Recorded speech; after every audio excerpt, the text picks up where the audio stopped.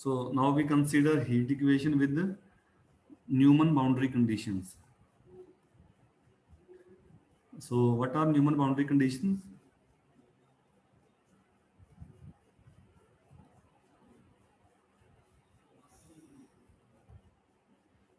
Hmm? You have heat equation on half line. तो आगे लिख लेंगे हम उसको. We will write in u, so now you can write v, vt minus k vxx. So v at t equals 0 phi of x, and v of x on left boundary it is 0. So only difference is that now you have condition in term of derivative. So we apply the same idea for Dirichlet problem. So we write the solution to solution of the initial boundary value problem. This is abbreviation for initial boundary initial boundary value problem to an initial value problem.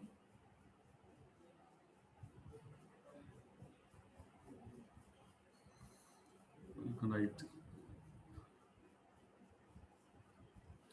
We find the solution of IVP by reducing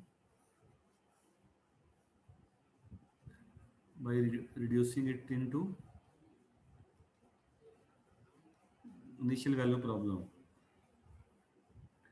So you need to extend the data on the whole line. तो यहाँ पे derivative है, तो हम even extension लेंगे. तो idea हम क्या यूज करेंगे? So note that if f is an even function,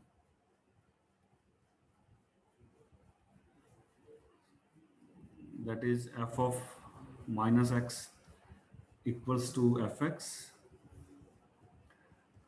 then its derivative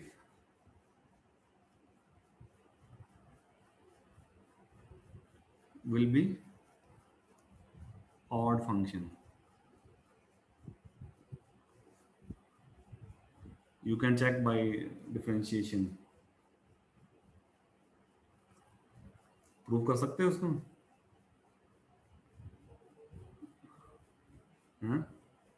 left side को करोगे तो क्या आएगा? F dash minus x minus one bar आएगा equals to f dash x.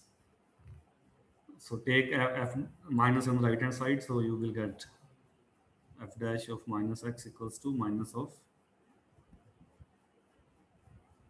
ये लिख सकते हो लेफ्ट में. So if you differentiate it, you will get, so its derivative will be odd function.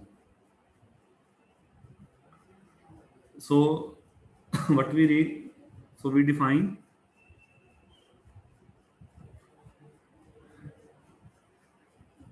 the even extension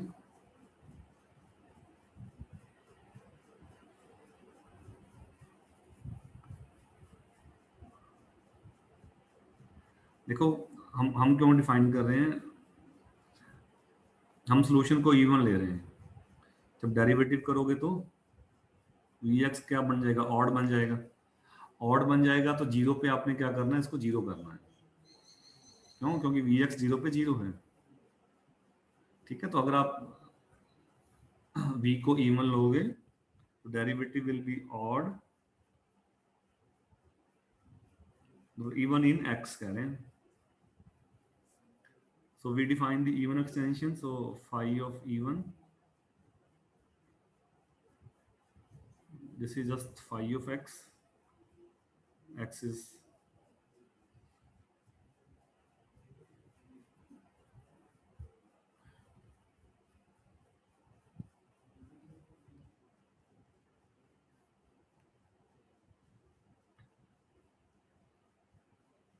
zero को आप दोनों में ले सकते हो, कोई इसमें फर्क नहीं पड़ेगा।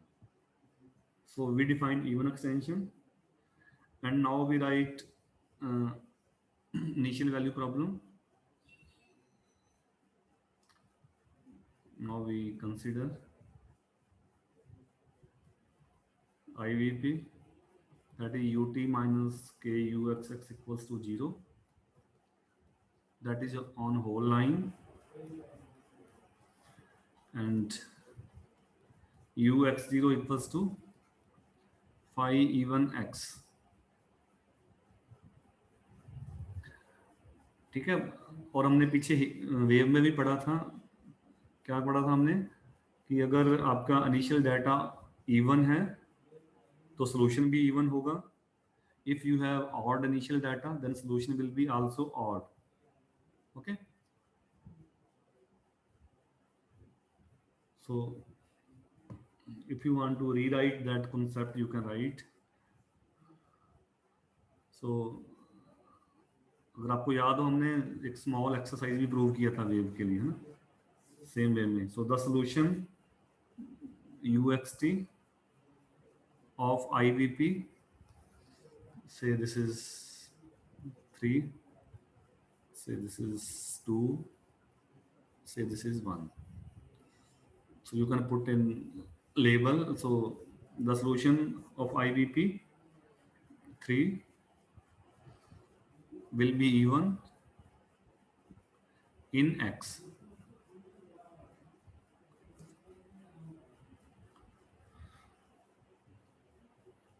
So therefore, what is the u?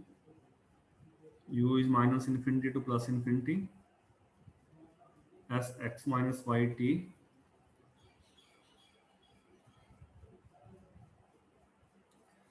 Okay. So take its restriction.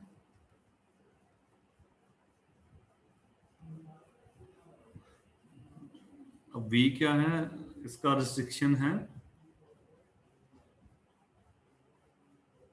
कब है, जब x पॉजिटिव हो।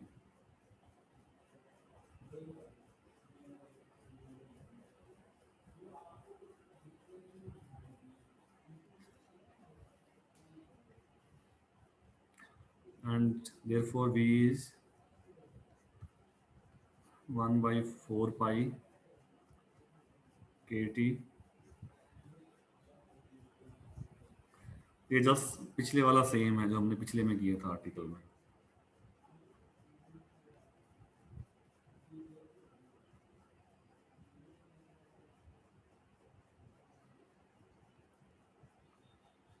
जस्ट पिछले वाला सेम जो ड्रिचले में किया था आपने, हमने डिटेल में लिखा था वहां पे। सिर्फ साइन का फर्क आ रहा है, उसमें माइनस आ रहा है, इसमें प्लस आ रहा है। ये साइन का फर्क है, यू कैन चेक। लिखना आपने पूरा है, जस्ट सेम वे में लिखना है, उसको स्प्लिट कर लेना। If you remember previous proof you can split like this, 0 to infinity और माइनस इन्फिनिटी टू 0, ये किया था ना हमने पहले। दो पार्ट में स्प्लिट कर लो और फिर दोनों पार्ट्स को आपने चेंज कर देना 0 to infinity। ठीक है, जस्ट 2-3 लाइंस कर लोगे। अब साइन का फर्क क्यों आएगा, तो कुछ भी नहीं करना आपने, वैसे तो यहाँ ऑड था ना, तो फाइव ऑफ माइनस वाई ने माइनस बार किया था ना, ये माइनस इसलिए आया था। अब आपका इवन फंक्शन है तो जो फाइव ऑफ माइनस वाई है वो क्या यहाँ प्लस साइन देगा, so you will get plus here. Okay, कोई भी चेंज नहीं है, बस सिर्फ वही है जो फाइव ऑफ माइनस वाई था तो ऑड ने लिखा था minus 5y, but now we have even function, so you have just 5y, so you get plus sign. कर लोगे कंप्लीट, जस्ट रीराइट 3-4 लाइंस। कर लोगे, से यस और नो।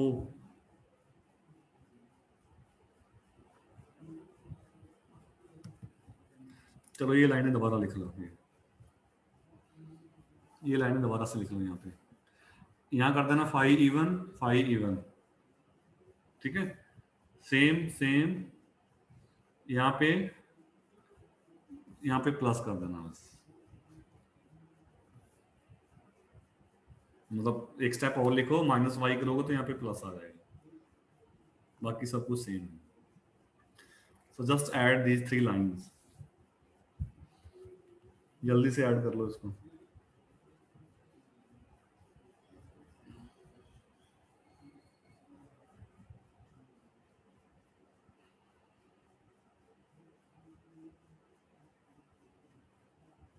कर लिया?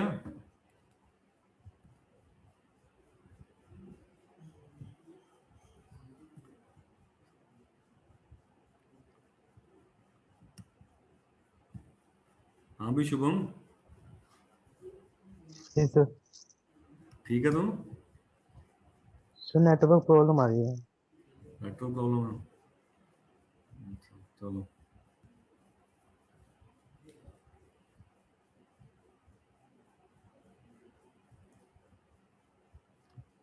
Okay,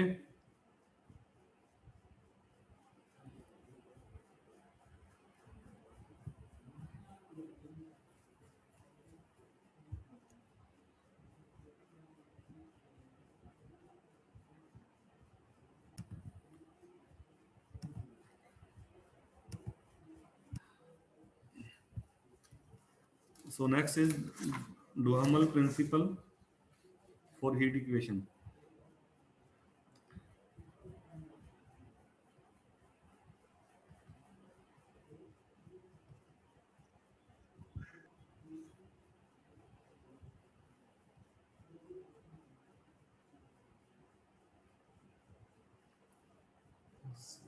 So we can solve using this principle. We solve non-homogeneous or inhomogeneous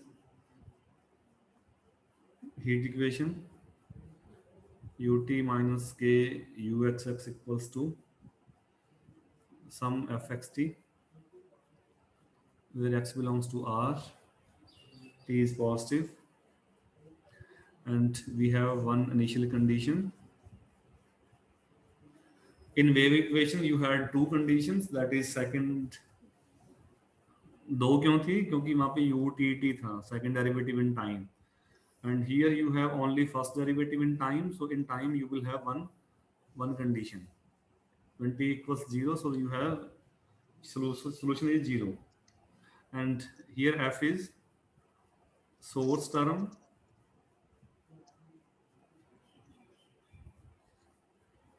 so this is first. So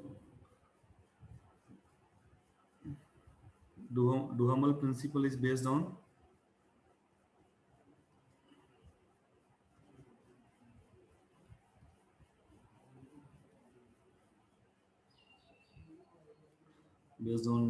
the idea of solving a related problem.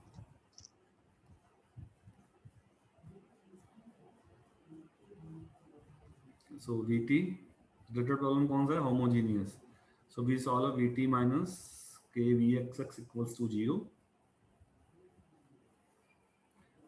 और condition क्या थी? xs,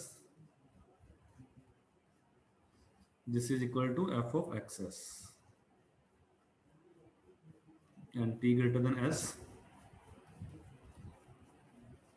So instead of t positive, in this problem you start from t greater than s. S is a parameter.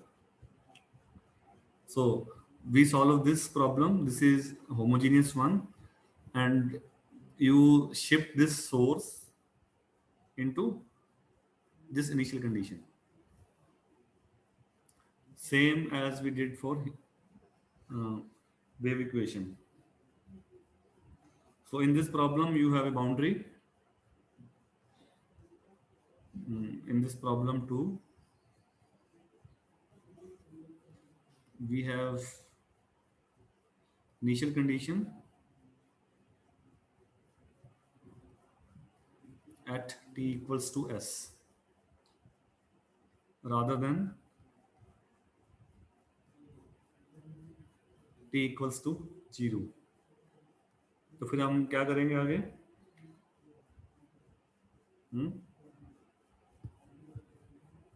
Shift कर दोगे इसको?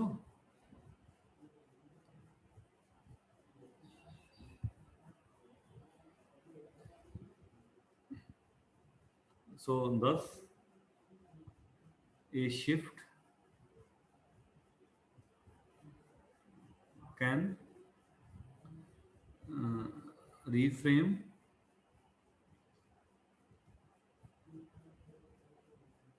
the problem to into a standard form।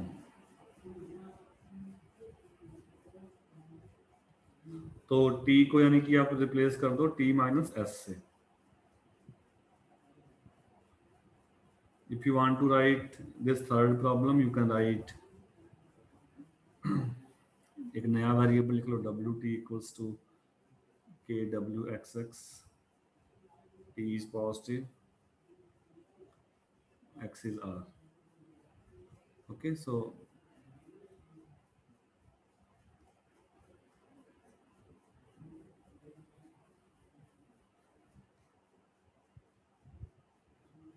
और इनके 2 और 3 के सॉल्यूशन में क्या क्या रिलेशन है? so we can write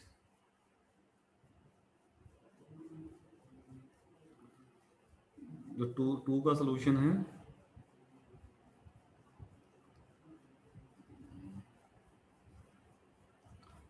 तो इसका सॉल्यूशन है उसमें t को t माइनस s से रिप्लेस कर दो।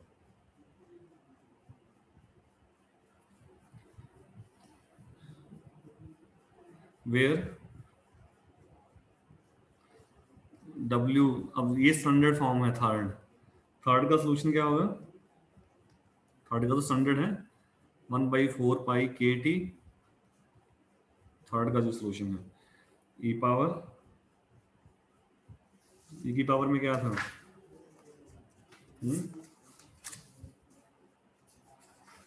बताओ मेरे को, मैं भूल गया क्या था सॉल्यूशन इसका।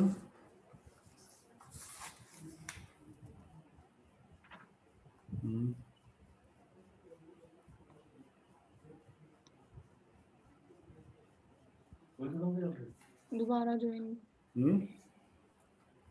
तो साथ में क्या आया? एफ वाई एस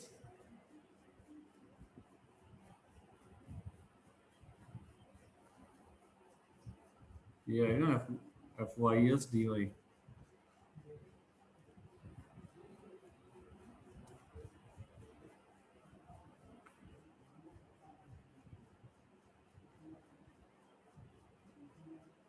जो आपकी इनिशियल कंडीशन है वो आ जाती है यहाँ पे इससे मल्टीप्लाई करके। तो फिर u क्या होगा?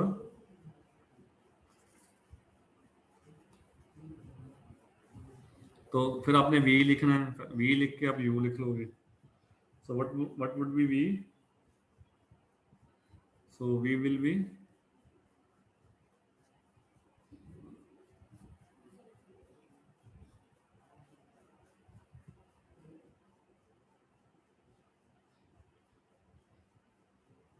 इसमें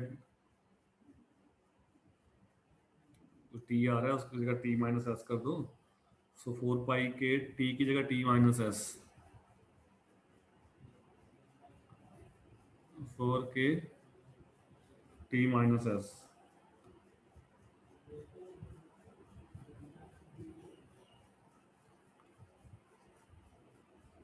सो दिस इज v।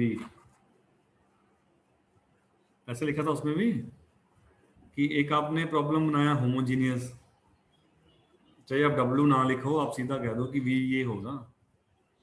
बट जब आपने स्टैंडर्ड से V लिखना है तो जस्ट आपने T की जगह T माइनस एस कर देना बस।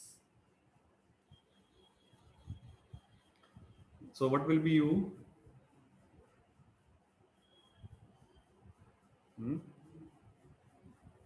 तो U क्या होता है? इस प्रिंसिपल में u क्या था, v का इंटीग्रल है 0 to t, जो आपने v लिखा है पीछे, Vx ds. ठीक है।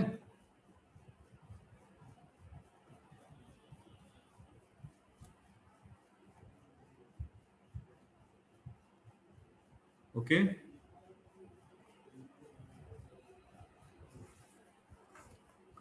प्रूफ आप डायरेक्ट सब्स्टिट्यूशन कर सकते हो जैसे हमने वहां पे वेव में किया था। सो this is the same thing. So this is one particular solution of, so 0 to t, so finally you can write, अगर वैल्यू फिट करोगे तो 0 to t ये हो गया आपका -∞ to +∞ s x minus Y.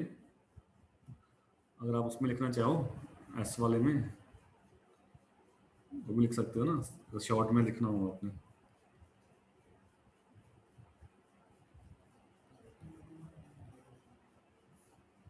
ये सेम चीज ही है जो पीछे लिखा है मैंने, कहीं एक मत करना कि ये एस क्या आ गया।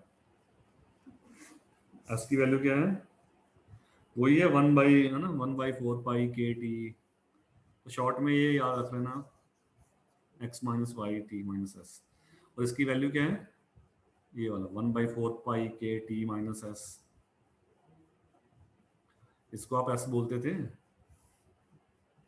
ये था एस में ये और ये कंबाइन है, दिस इज माई एस। तो इसमें एस में क्या है x minus y t minus s, ये actually s x minus y है।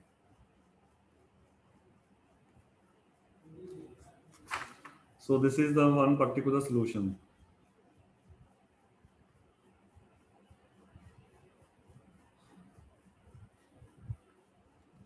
और ये नोट करना कि ये नॉन होमोजेनियस का पर्टिकुलर सॉल्यूशन है ये।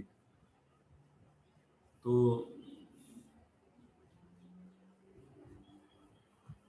so the जो जनरल सॉल्यूशन है, the solution of IVP 1 is therefore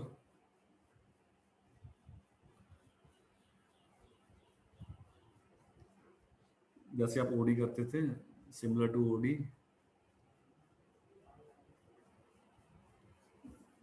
कि आप सॉल्यूशन लिख दो होमोजेनियस का, होमोजेनियस का ये है,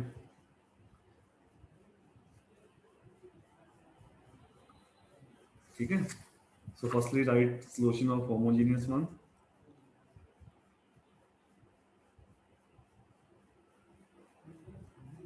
then add one particular solution,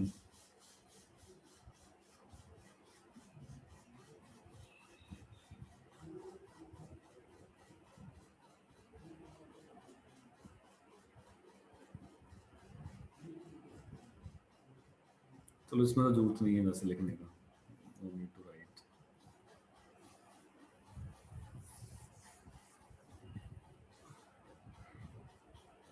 You can write it in note. Okay, so we started with the zero condition, और अगर ये जीरो ना होता, अगला मेरा रिमार्क है, अगर यहाँ पे फाई ऑफ एक्स होता फिर आप क्या करते?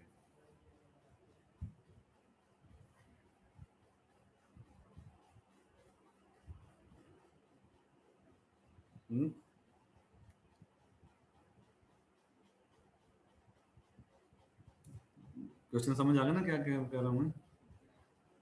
If you have non zero initial condition then what will happen? तो फिर आपने क्या करना है, इफ वी हैव शिफ्ट करते से ओरिजिन। नहीं, फिर आप क्या करो ना, इसमें आप ये कर दो, एक बार जीरो के लिए सॉल्व कर लो उसको। First solve for phi x equals to zero as we did, अभी जो हमने किया था।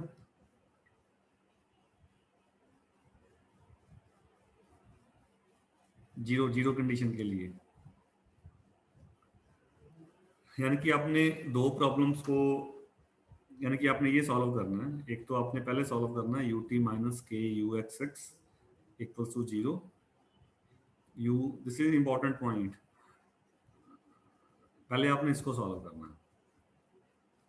इसमें क्या है, हमने एफ को 0 ले लिया, तो ये प्रॉब्लम कौन सी है, होमोजीनियस, जैसे आप ओडी में करते थे। फिर आपने सॉल्व करना है इसको, u t minus k u x x equals to f of x T.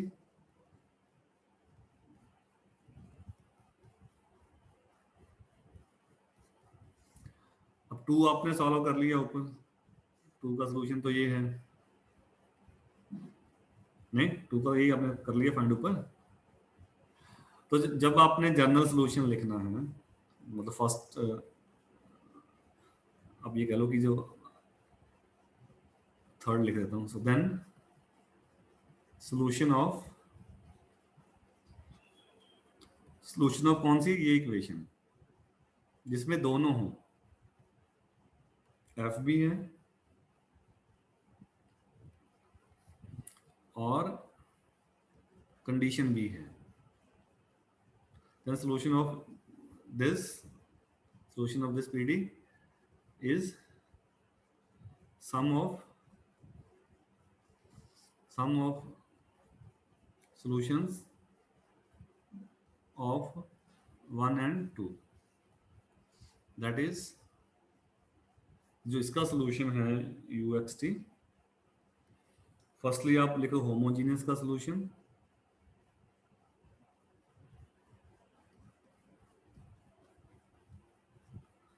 ये कह लो कि मेरा क्लेम है, कि ये क्लेम कर रहा हूं कि ये सोल्यूशन होगा, and we can verify by direct calculation plus second वाले का सोल्यूशन जो डुहामेल से लिखा आपने, d y d s. Okay, so this is the solution of this more general problem 3, solution of 3।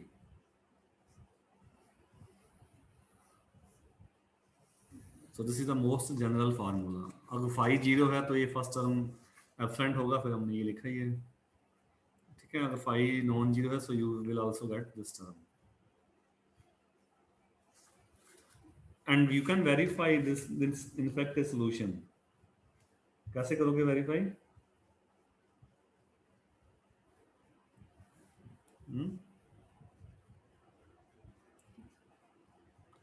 Verification, compute ut,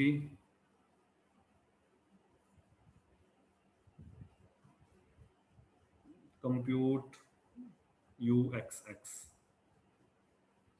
then compute ut minus k uxx, that will be f of xt।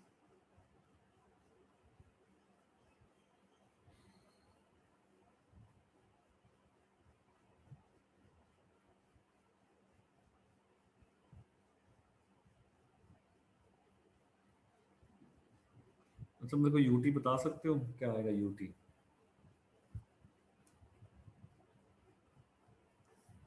What will be UT? Sir S का derivative simple अंदर चला जाएगा, derivative S के साथ। सो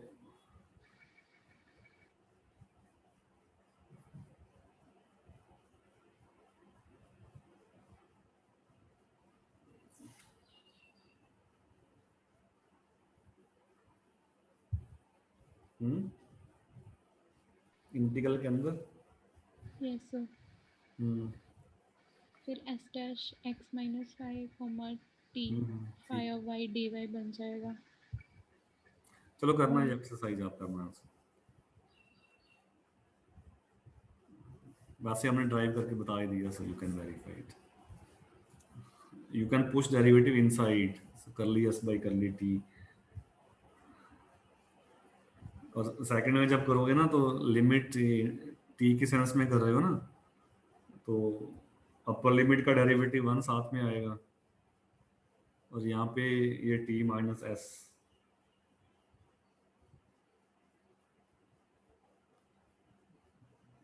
ये थोड़ा सा limit करेगा गड़बड़ वैसे, but no need to worry, we have proved directly. तो जो डोमल प्रिंसिपल है that is applicable everywhere when you have a non homogeneous problem you can solve this problem by taking zero condition.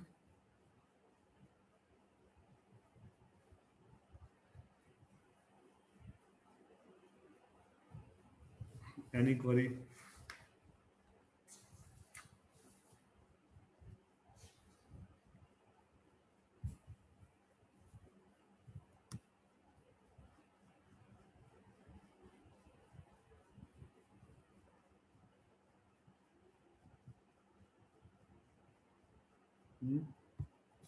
Anything you want to ask?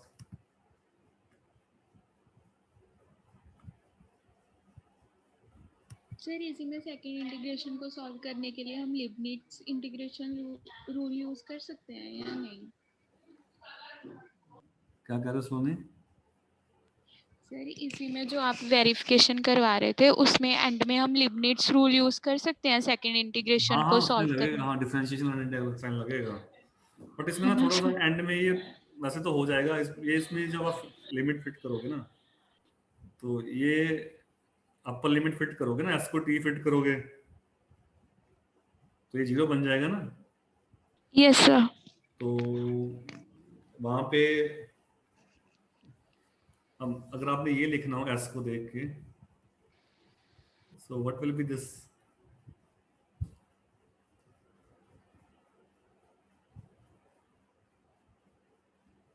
One by E four की पाई power ई. है ना, yes. नहीं बनेगा.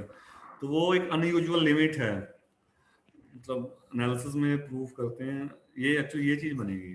हम directly zero तो fit नहीं कर सकते, so what we will do, we will write limit of l goes to zero.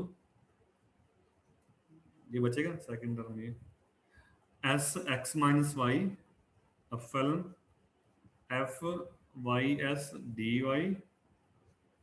ठीक है, टी के सेंस में तो आपने कर दिया ना, ये लिमिट हट जाएगा ना. तो इसका जो वैल्यू है कि ये चीज है और इसमें आप टी फिट कर दोगे, एस की जगह टी आ जाएगा, F Y Y T.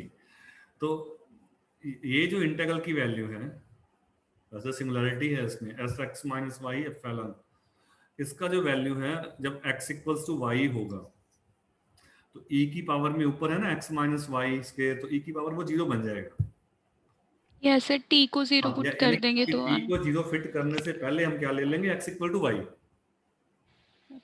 Sir वैसे भी अगर जीरो पुट करेंगे तो हाँ. Minus e raise to power minus infinity बन जाएगा, फिर वो 1/इन्फिनिटी जीरो बन जाएगी. बट जीरो नहीं मैं कर रहा हूँ ना, इंटीग्रल भी है, इसका इंटीग्रल वन आएगा. तो ये चीज इसी पे हैपनिंग होगी. तो ये इंटीग्रल एक्चुअली बनेगा f of x t. Okay sir. ये इसमें है इम्प्रॉपर इंटीग्रल एक है. Limit of epsilon goes to zero minus infinity to plus infinity s x minus y epsilon f y t d y. So this will happen when y equal to x. तो जो integral होके वो one बन जाएगा और ये y equal to x, यानी कि आप क्या फिट करोगे, y को x फिट कर दोगे तो उसको बाहर लिख दोगे ना, इंटीग्रल तो y के सेंस में है ना, तो एफ एक्स टी बाहर आ जाएगा. और ये जो इंटीग्रल है एक्सपोनेंशियल वाला टोटल है ये सम अप होके वन बन जाता है. ये रिजल्ट है कि limit of, let me right it clearly.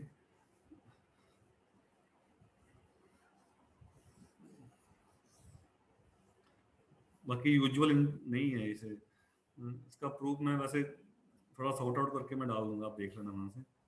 Simple proof नहीं है वैसे ये. Limit of l goes to zero minus infinity to plus infinity s x minus y epsilon f y s d y when x equals to y. So we have s equal y, ये जीरो बन गया ना, zero comma epsilon.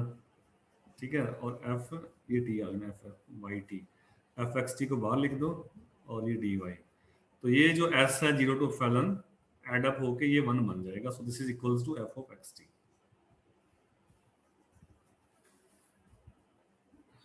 ठीक है, तभी ये term जो होगा वो बना एफ वाली टर्म अब नेचुरल है ना, ut minus k u x x करोगे तो इक्वल टू एफ आएगा। एफ कहाँ से आना है? एफ तो यहीं से आना है, इससे, इसके अंदर तो एफ है।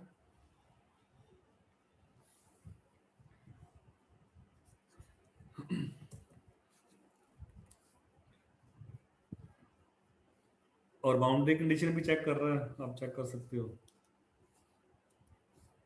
कर रहा है बाउंड्री कंडीशन चेक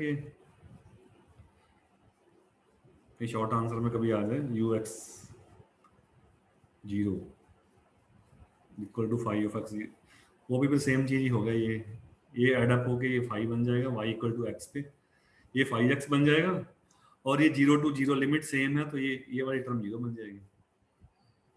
सेम चीज इसमें यूज होगा ना। So this will be non zero when y equals to x। तो ये बन गया s 0 t को वही आप फैलन ले लो, उसको ले लो, और 5 ऑफ x इसको आप बाहर लिख सकते हो, और ये जो इंटीग्रल है that will be 1।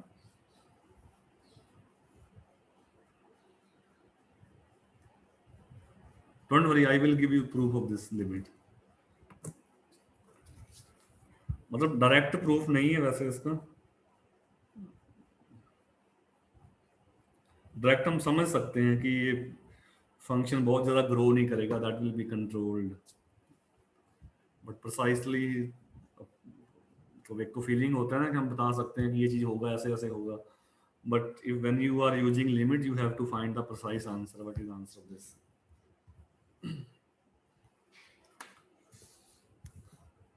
Okay, so in heat equation, we until this point we have studied some properties of heat equation. Solution भी लिखा है हमने इसका, solution तो लिखा ही है। मैक्सिमम प्रिंसिपल पढ़ा है हमने हीट इक्वेशन के लिए, और IBBP के लिए you have talked about uniqueness of solution, stability of solution, है ना। फिर आपने पढ़ा method of reflection to write on half line, and finally we have written solution of non-homogeneous equation by using de Morgan principle. Okay, so I think we should stop now. Okay, so any query?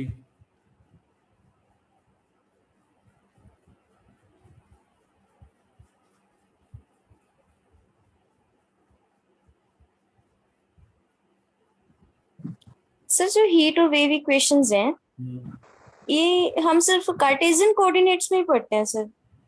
बाकी coordinates में भी पढ़ते हैं, polar coordinates हैं different means, उनमें भी पढ़ते हैं सर? उनमें भी पढ़ते हैं हम। ओके, दैट इज और पार्ट ऑफ आवर सिलेबस और नॉट? सर वो हमारे सिलेबस का पार्ट है या नहीं है? नहीं, जो वो हम पढ़ेंगे अगली रिक्वायरमेंट के अकॉर्डिंग, लैप्लास को हम पढ़ेंगे उसमें। हाँ जी, लैप्लास पढ़ते हैं सर हम। लैप्लास को पढ़ेंगे हम, मतलब रिक्वायरमेंट के अकॉर्डिंग है ना, कि एक कोऑर्डिनेट से दूसरे कोऑर्डिनेट में कुछ चीजें आसान हो जाती हैं, तभी यस सर, पढ़ेंगे ना यस उसको। तो लैप्लास में we will see, yes sir, तभी माइंड में आया था मुझे, लैप्लास में मैंने पढ़ा है, वो इजी रहता है उसमें। हाँ, तो rather than studying in x and y, if you transform those equation into r and theta, so yes sir, study will be easy. तो मेन एम यस तो यही है ना कि स्टडी, आपने स्टडी को आसान बनाना है। यस सर, ओके जी। और लैप्लास कह लो, वन डायमेंशन तो हमने पढ़ भी ली है, वो है हाँ u जी, x equal to 0, zero, yes sir, u x equal to 0। अगर हीट में आपका ut टर्म एब्सेंट हो तो u x इक्वल टू 0, ये वन डायमेंशनल लैप्लास है। यस सर, फिर टू डायमेंशन में ये आ जाएगा u x plus u of y y y, equals yes sir. Homogeneous में, ठीक है।